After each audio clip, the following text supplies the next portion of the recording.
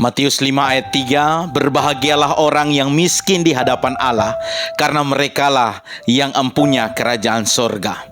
Di dalam terjemahan bahasa Indonesia masa kini, berbahagialah orang yang merasa tidak berdaya dan hanya bergantung pada Tuhan saja. Mereka adalah anggota umat Allah.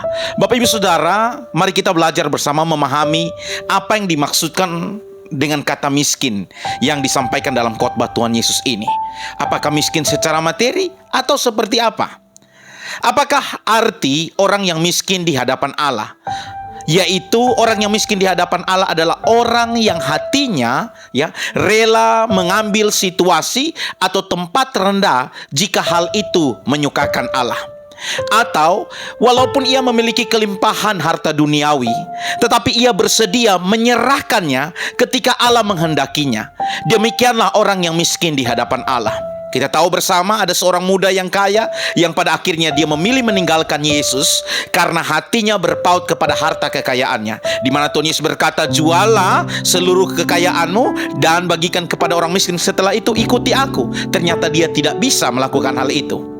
Maukah Anda memilih menyerahkan kekayaan Anda daripada berbuat dosa sekecil apapun melawan hati nurani Anda? Sebagaimana anak muda yang kaya itu, dia tidak rela melepaskan hartanya karena hatinya telah dikuasai oleh keserakahan dan ketamakan. Dia tidak bisa mewarisi kerajaan sorga. Anugerah termasuk dalam hal mengatur kekayaan kita dengan baik, dan juga kerelaan berpisah dengan kekayaan tatkala Allah memintanya. Orang yang miskin di hadapan Allah juga adalah orang-orang yang bersedia menerima tempat dimanapun Allah menempatkannya, dan tidak menggerutu atau mengeluh melawan Allah, atau iri hati terhadap mereka yang ditempatkan lebih baik.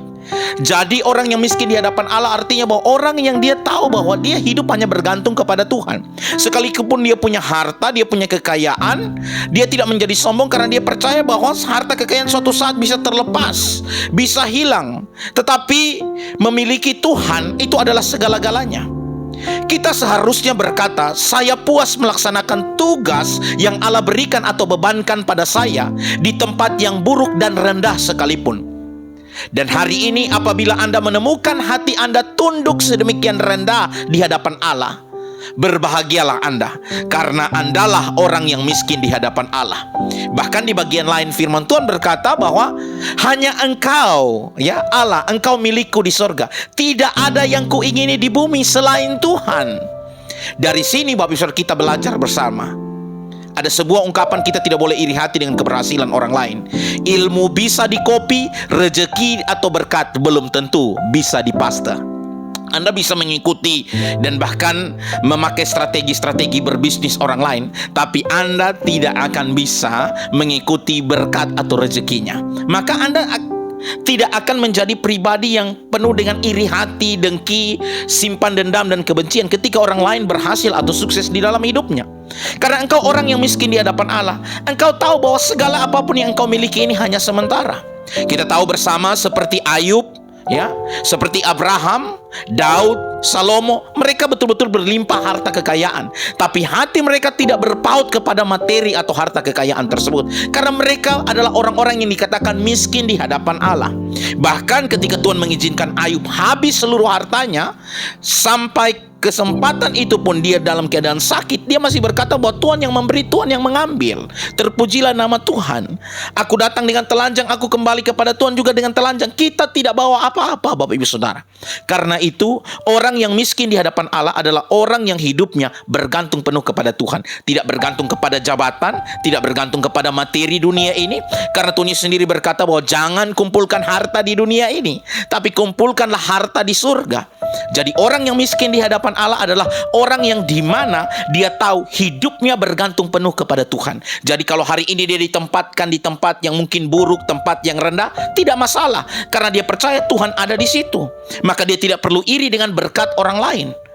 Karena dia percaya bahwa dalam keadaan seperti apapun, hidupnya hanya bergantung kepada Tuhan. Itulah orang yang miskin di hadapan Allah. Sehingga dikatakan bahwa merekalah yang empunya kerajaan sorga.